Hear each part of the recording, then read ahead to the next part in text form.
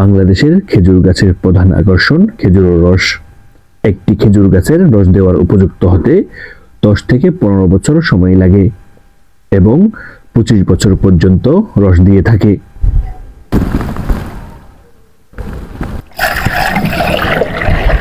তারপরে যদি কাটা শুরু করি মাগরিবের সময় হবে আর কি। প্রতিদিনই কাটেন না? প্রতিদিন আমি 3 দিন কাটি, একদিন বন্ধ রাখি। ও আচ্ছা আচ্ছা, মানে 3 দিন কাটি, একদিন কাটি না আর কি। চাইলে প্রত্যেকদিন কাটা যায় না? না, চাইলে প্রত্যেকদিন কাটলে এটা গাছের ক্ষতি হবে আর রসগুলো ভালো হবে না।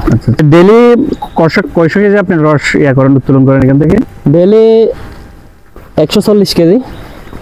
একটি পূর্ণবয়স্ক গাছ থেকে দৈনিক 8 থেকে 14 লিটার রস পাওয়া যায়। তবে খেজুর রসের পরিমাণ চিলার কৌশল ও যত্নের উপর অনেকটা নির্ভর করে।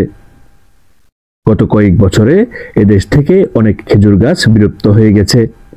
সব অঞ্চলে কম বেশি খেজুর গাছ থাকলেও গাছের অভাবে মিলছে না রসের দেখা। নগরায়নের ফলে হারিয়ে যাচ্ছে গাছিরা। যারা আছে তারা রস ও গুড় বিক্রি করে তাদের সংসার চালাতে পারছে না। তাই এই ব্যবসার প্রতি তাদের তেমন কোনো আগ্রহ নেই। ইতিমধ্যে বাংলাদেশের অনেক অঞ্চল থেকে গাছি আর রস দুটি বিলুপ্তি হয়ে গেছে। একসময় গ্রামের প্রায় সব মানুষ শীতের সকালে বাজার করতে গিয়ে প্রথমেই সেখান থেকে এক গ্লাস খেজুর রস খেয়ে প্রাণটাকে ঠান্ডা করে বাজার শুরু করত। এখন গ্রামেও সেই দৃশ্য দেখা যায় না।